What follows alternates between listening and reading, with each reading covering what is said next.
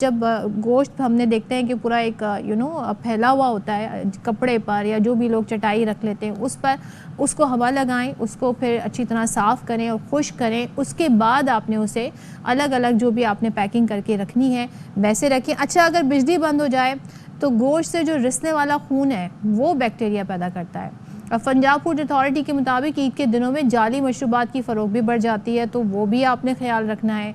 यानी कि अभी तक उनके जो स्टैट्स बता रहे हैं कि 25,000 जाली बोतलें तल्फ की गई हैं। सो ये आपकी सेहत के लिए बहुत सारी चीज़ें हैं जो नुकसान का सबब बन सकती हैं, तो इन पर आपने ख्याल रखना ज़रूरी है, क्योंकि हम देखते हैं काफ़ी ज़्यादा जो फिज़ी ड्रिंक्स हैं उनका इस्तेमाल बढ़ जाता है, तो वो इस्तेमाल भी ज़रा कम करें, एहतियात के साथ खाएं। और गोश्त वैसे मुनासिब मिक़दार में ही खाएं तो बेहतर है। उसके साथ बैलेंस करें अपनी डाइट को, थोड़ी सी आप वेजिटेबल ले लें, थोड़ा सा आप डिफरेंट उसके साथ आइटम रख लें, अपना एक फुल मील बनाने की कोशिश करें। ईद के दिन में भी आप ये कर सकते हैं, ज़रूरी नहीं है कि आप थ्रू आउट द डे जो है वो गोश्त खाते हैं। अच्छा, जो पंजाब फूड अथॉरिटी ने ख़बरदार किया है, तो हम ज़रा उन्हीं के एक आला काम से बात कर लेते हैं। DG Punjab food authority Mohammad Asim Javed हमारे साथ हैं। आसिम जावेद साहब, बहुत शुक्रिया, और बड़ी रिस्पॉन्सिबिलिटी का मुजाहरा किया है पंजाब फूड अथॉरिटी ने ऐसे मौके पर ये ख़बरदार करके शहरियों को।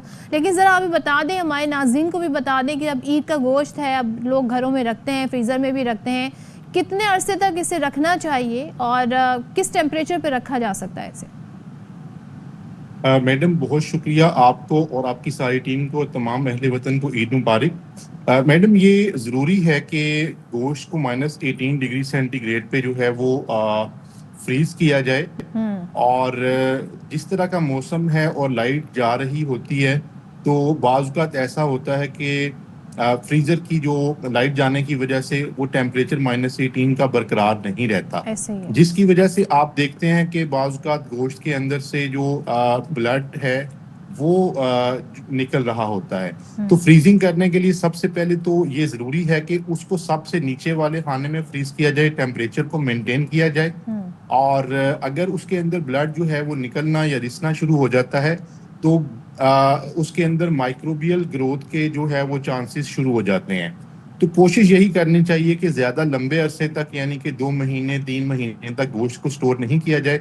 मैक्सिमम जो स्टोरिंग के हवाले से बात की जाती है वो 2 वीक से ज़्यादा गोश्त को स्टोर नहीं करना चाहिए, और कंडीशंस को भी मीट आउट करना चाहिए। अच्छा। इसके साथ साथ मैं ये बताना भी ज़रूरी समझता हूँ कि आपको पता है कि गर्मी का मौसम है, तकरीबन 40 डिग्री सेंटीग्रेड को टेम्परेचर क्रॉस करता है। 40 से भी इस अबव? सूरत में 40 से भी अबव, इन सम एरियाज जो है ना वो 45-46 को भी जो है ना वो टच कर रहा है टेम्परेचर।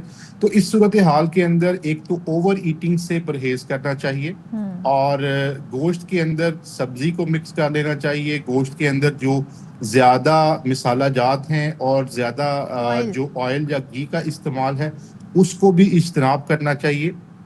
गोश्त खाने के बाद नींबू पानी या डिटॉक्स वाटर, उसका भी इस्तेमाल किया जा सकता है। एक चीज़ बताइएगा आसिम साहब, अक्सर हम देखते हैं घरों में ये होता है कि क्योंकि गर्मी आपने खुद पॉइंट आउट किया, लोड शेडिंग भी हो रही है, लाइट जा रही है, तो ऐसे में लोग गोश्त को बॉयल करके भून कर रख लेते हैं, तो ये ठीक है? और इसको कितने अरसे रखा जा सकता है, भुने हुए गोश्त को या फिर बॉयल किए हुए गोश्त को? जी, भूनकर जो या जो बॉयल करके गोश्त जो है वो रखा जा सकता है। उसके लिए भी एडवाइस यही किया जाता है कि वो आपको उसकी स्मेल नहीं आनी चाहिए। बाज़ औक़ात होता है कि दोबारा से टेम्परेचर का जो है उसका इशू होता है, और जैसे ही अगर उसके अंदर से जो है ना आपको एक स्मेल डिफरेंट किस्म की आना शुरू हो जाए, तो आपको कोशिश करनी चाहिए कि उस गोश्त को कंज्यूम कर लें। ज़्यादा अरसा तक जो है ना उसका स्टोरेज वो माइक्रोबियल ग्रोथ का बायस बनती है, जिसकी वजह से कोई ना कोई आपको जो है डायरिया, गैस्ट्रो या कोई और भी जो है ना इश्यूज हो जाते हैं। अच्छा, एक चीज़ इसके अलावा एक चीज़ और बताइएगा आप, क्योंकि ज़ाहिर है हम जानवरी के हम देखते हैं कुर्बानी के जो जानवर हैं मुख्तलिफ होते हैं, बकरा है, गाय है, ऊँट है, क्या इनमें भी डिफ्रेंशिएट ये किया जा सकता है कि किसी का गोश्त ज़्यादा जल्दी ख़राब होता हो? ये भी खदशा होता है क्या? गोश्त के जो है वो ख़राब होने के ऊपर जो चीज़ डिपेंड करती है, एक तो ये है कि अगर टेम्परेचर मेंटेन नहीं किया गया, -18 बहुत ज़रूरी है मेंटेन करना, यानी कि उस वो फ्रीजिंग टेम्परेचर होता है। अगर उसमें कहीं पे फ्लक्चुएशन हुई है तो गोश्त ख़राब हो सकता है। गोश्त कोई भी हो, बेशक वो बकरे का हो या वो जो है ना बीफ का गोश्त हो, वो जो है ना उसके लिए टेम्परेचर का मेंटेन करना ज़रूरी है और ज़्यादा लंबे अरसे तक उसको जो है वो स्टोर करने से इज्तनाब करना चाहिए। और मैं ये बताना ज़रूरी समझता हूँ कि तमाम नाज़रीन के लिए कि आपको पता है कुर्बानी के 3 हिस्से होते हैं, इसमें से एक हिस्सा जो है वो जो है ना वो घर वालों के लिए होता है। तो ये कुर्बानी है, मैं तो ये कहता हूँ कि जो आपका अपना हिस्सा है उसके अंदर से भी जो है ना वो आप जो गरीब और नादार लोग हैं उनको शेयर करें, और ताकि आपको उसका अजर और उसका वो जो अल्लाह ताला की तरफ से एक जज़ा है वो आपको वो मिले। तो सवाब मिले और ये ज़ाहिर है फिर वो कॉन्सेप्ट ना आप उतना गोश्त कंज्यूम करेंगे, ना फिर ये मसाइल होंगे कि जी कि गोश्त ज़्यादा है तो फिर वो ज़्यादा अरसे रखना भी है। एक चीज़ और बता दें, ये जाली बोतलें 25,000 के करीब जो हैं वो फ़रोख्त हो गई हैं। अगर आप हमारे नाज़रीन को ये बता दें पहचान क्या है, कैसे लोग पता लगाएंगे जाली जो है कोल्ड ड्रिंक की कौन सी बोतल है? देखिए, इसमें 2 चीज़ें अहम हैं। आपको पता है कि इस वक़्त जो सीज़न चल रहा है उसमें क्योंकि ईद का सीज़न है और उसके अलावा गर्मी भी है, तो बेवरेजेस का इस्तेमाल जो है वो ज़्यादा शुरू हो जाता है। जो लोगों के घर में ईद के लिए गेस्ट आ रहे होते हैं या उनके अज़ीज़ो अकारिब आ रहे होते हैं, तो उनके लिए लोग जो है ना वो प्रेफ़र करते हैं कि बेवरेजेस उनको पेश की जाएँ। इसके लिए सबसे ज़्यादा जो रिकमेंड किया जाता है वो ये है कि आप किसी मुस्तनद जो जगह है, कोई मुस्तनद किस्म का मार्ट है, वहाँ मैं से समझ रही थी परचेज़ आप करें। कोई हमें कुछ हिंट दे देंगे कि क्या चीज़ देखें, कोई लोगो देखें, कोई आप मार्किंग देखें, जी, कुछ ऐसा?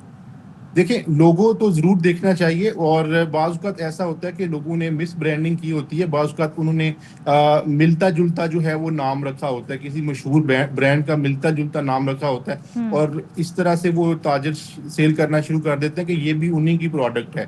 तो इस चीज़ से इज्तनाब करना चाहिए। और दूसरा ये है कि अगर कोई इस तरह का इश्यू हो तो 1223 पंजाब फूड अथॉरिटी का टोल फ्री नंबर है, सही। उस पे आप इत्तला कर सकते हैं।